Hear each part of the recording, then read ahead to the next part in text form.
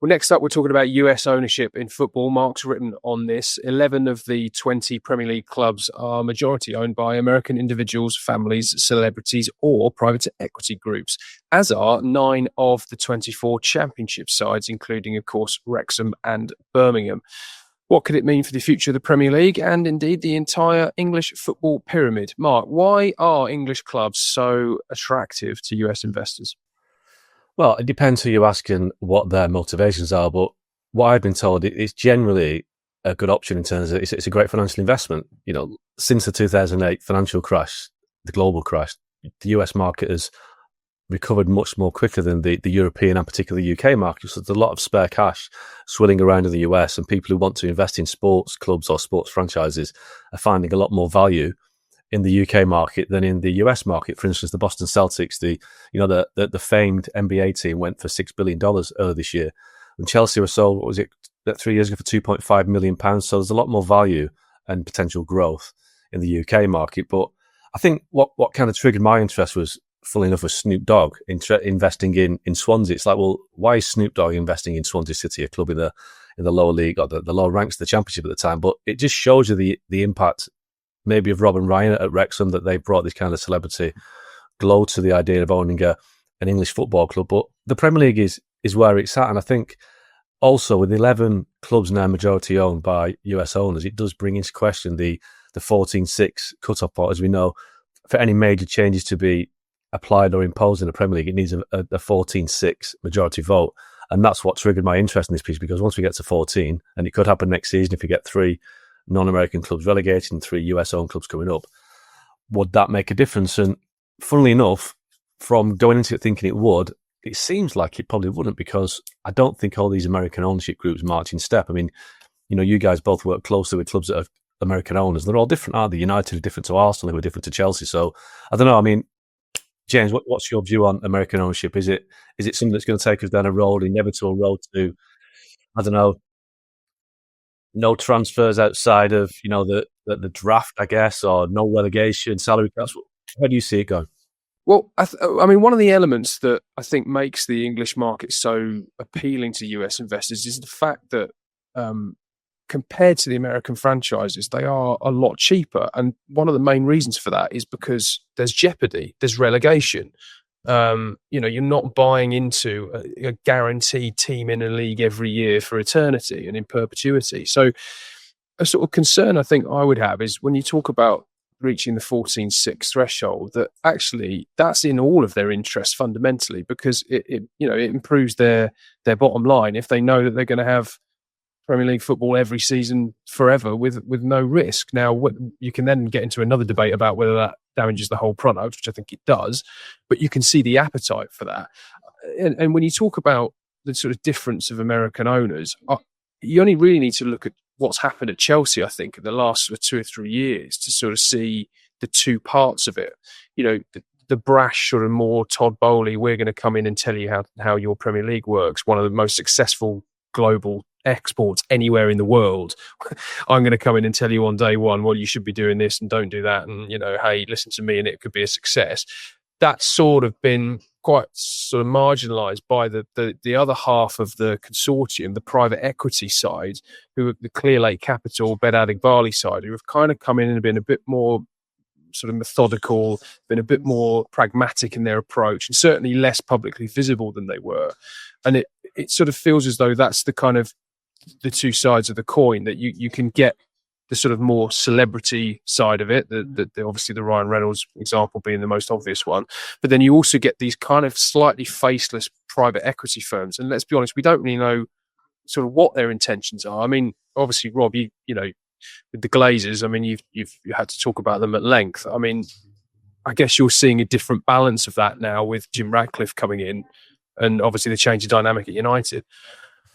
Yeah, and part of me thinks that the Glazers in particular, and also Hicks and Gillette at Liverpool when they were in charge there, are giving US owners a bit of a bad name, and there will be a bit of nervousness, you know, when Mark talks about like reaching that threshold of 14 US owners. What could that possibly mean? And fans may look at it and think, well, that means that we're going to have games outside of England, and you know, maybe we have a draft system or things sort of implemented from US sports. Well, there is a possibility that Villarreal and Barcelona, a La Liga game in December, will be hosted in Miami. And I know that Bill Foley at Bournemouth is on the record as saying that he doesn't support games being played outside of England. So I think it's a little bit unfair to group all US owners together and say, well, they're all interested in the same thing. And also to kind of tar them with the same brush a little bit, in that the Glazers haven't been great owners at Man United. I think everyone can probably accept that, United fans in particular. Obviously, the Hicks and Gillett episode at Liverpool was a disaster, but there has been kind of positive US influence in the Premier League, and some of the US owners have been sort of quite well received in the league. And in terms of, relegation and promotion, obviously that's not something that is prevalent in US sports. But Rob and Ryan at Wrexham, lots of the interest in Wrexham is down to the documentary. Well, the documentary wouldn't have been as successful if there wasn't the jeopardy of promotion and relegation. Lots of their season finales of their documentary have been about the kind of nervousness around, are Wrexham getting promoted? Are they going to get in the playoffs? Are they going to get up to the next league? The financial implications of staying down or getting promoted. And if there is a growing interest in American owners in English football, and they're taking part of their enthusiasm away from that documentary, well, why would you want to mess with the very thing that is attracting you, or part of the thing that is attracting you in the first place? So I'd be kind of loath to say, just to kind of jump down the road of over, US ownership is negative for the Premier League. I think there is a lot of positive things. And to be honest, if there was to be playoffs for the 3 Champions League spots below the title winners, if 2nd, 3rd and 4th, those Champions League spots, there was a playoff that went down to sort of 8th in the Premier League, would you be massively against that? Would you think that was a good idea, or do you think that the positions in the league should decide those Champions League spots? I mean, for me, I would be open to that. I know it's not our tradition, but I've seen what the playoffs have done for the EFL and think it's terrific. So why would you not be open to maybe discussing an idea like that? I just want to jump in on what you said there, Robert, and it kind of stands to the point when you mentioned Bill Foley, that all these owners don't march in step. Aston Villa voted against the changing of associated party transactions alongside Man City and Newcastle last year, and they're American-owned. They're partly American-owned. So a lot of the other American-owned clubs were keen for the changes to be made, but Villa didn't. So it shows you that they don't all have the same agenda. They all have different outlooks, I guess. And I think you're right. The jeopardy of the tradition is why so many American owners enjoy investing in the Premier League, because I think they've realised that the Super League episode, which was largely driven by Man United, Arsenal, Liverpool, who all American owned and all their ownership groups were closely aligned on that. I think that they've realised that the unique element of the products of the Premier League is the excitement, the jeopardy, and it's what it brings the investment to the table. There's not so much, excitement about the Italian league or even La Liga or the Bundesliga, because they don't have that same sense of jeopardy. I mean, look, can you imagine any of the big European leagues having this scenario where Manchester United finished 15th and Tottenham finished 70th, their equivalent clubs? It wouldn't happen.